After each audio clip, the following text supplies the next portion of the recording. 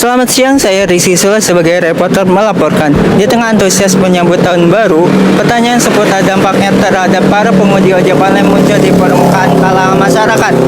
Bagaimana nasib penghasilan mereka ketika malam pergantian tahun baru tiba?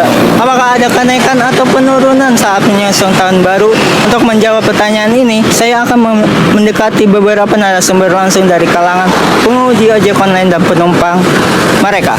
Pergantian tahun selalu diiringi perubahan dinamika sosial ekonomi, dan kali ini para pengemudi ojek online atau ojol menjadi perhatian utama.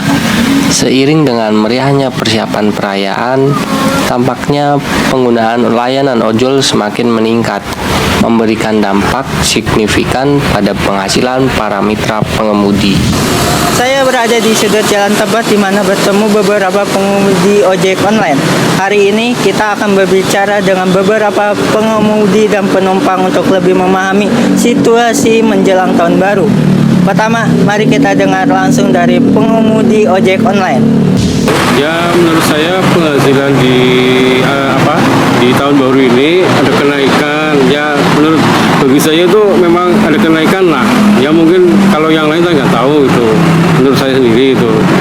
Kami sih mau berharap kalau semuanya udah saya antar, ya jangan sering ngomong buru-buru gitu loh. Kita kan di jalan raya kan resikonya gede gitu. Jadi yang penting kita nganter sampai tujuan dengan selamat gitu aja. Penghasilan di kalangan pengemudi ojek online begitu meningkat. Mari kita dengarkan pendapat penumpang ojek online. Iya mas, saya senang dengan kemudahan menggunakan aplikasi ojek online, terutama di saat sibuk seperti menjelang tahun baru. Namun kadang-kadang saya perhatikan tarifnya naik sedikit, terutama di malam tahun baru. Meskipun demikian, saya mengerti bahwa para pengemudi juga berusaha semaksimal mungkin untuk melayani kami. Jadi saya rasa itu wajar. Pada menjelang malam tahun baru, susah banget buat dapetin pengemudi yang tersedia dengan cepat. Saya pernah harus menunggu lebih dari 30 menit untuk mendapatkan aplikasi ojol. Itulah dari pandangan dua sisi, baik dari pengemudi maupun penumpang ojek online menjelang tahun baru. Dengan segala persaingan dan harapan-harapan cemas, satu hal yang pasti, ojol tetap menjadi salah satu solusi transportasi yang sangat diandalkan di tengah mobilitas masyarakat perkotaan. Saya Rizky Sula dan juru kamera Hujan Gilang melaporkan.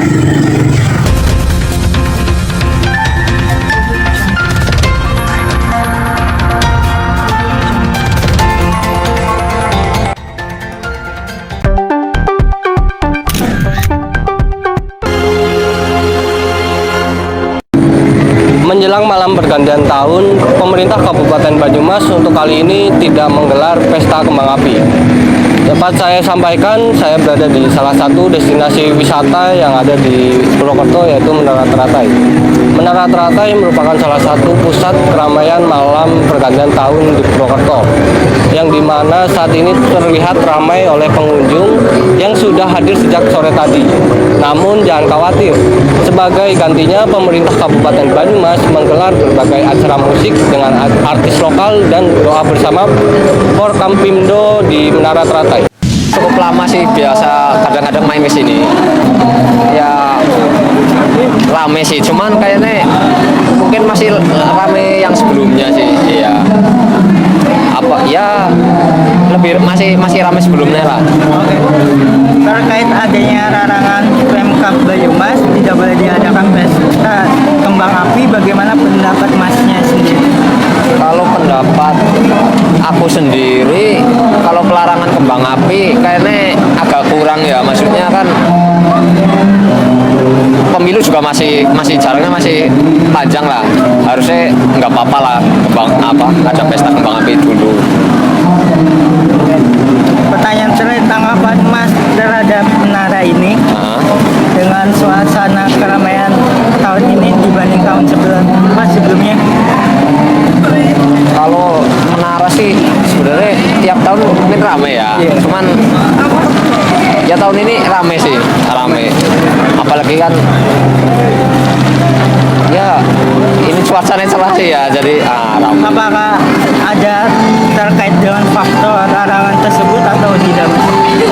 kalau itu pasti ngaruh sih mas sebenarnya, makanya mungkin lebih ramai tahun-tahun sebelumnya kan, karena mungkin ya kan tahun baru yang paling ditunggu kan pesta kembang api, sedangkan ini dilarang gitu kan, mungkin agak berkurang. Ya kalau menurut aku sih sebenarnya pesta kembang api nggak apa-apa, cuman mungkin kayak dari pihak Pemkab lebih bisa mengkoordinir keamanan lah, mungkin biar nggak terlalu mengganggu lah. Itu kan bisa lah, tetap sebenarnya masih bisa jalan lah kayak gitu. Jangan kalau kayak gini kan kayak yang agak yang kurang gitu lah, karena biasanya ada gitu. Di keindahan kota Purwokerto malam hari dan menikmati wahana hiburan malam, salah satunya pasar malam bareng keluarga maupun pasangan. Pengunjung dari berbagai kalangan masyarakat sekitar, lonjakan pengunjung ini terjadi selama akhir tahun. Menjelang pergantian tahun, ramai menikmati wahana hiburan serta berbagai acara musik maupun momen langka kumpul bersama. Para wisatawan yang tertantang bisa melalui lantai kaca ini seakan berjalan tanpa pijakan di ketinggian 110 meter dari permukaan tanah. Sensasi menegangkan ini ternyata mengundang rasa penasaran mereka. Bisa ditebak, tidak semua orang berani melewatinya. Meski pesta kembang api ditiadakan, semangat meriah malam pergantian tahun tetap terasa di kota ini. Ribuan pengunjung dari berbagai daerah memadati kawasan Menara Teratai untuk merayakan momen penghujung tahun ini. Menara Teratai menjadi saksi bisu dari kebersamaan masyarakat Purwokerto yang tetap menyambut tahun baru dengan penuh semangat meski dalam suasana yang berbeda.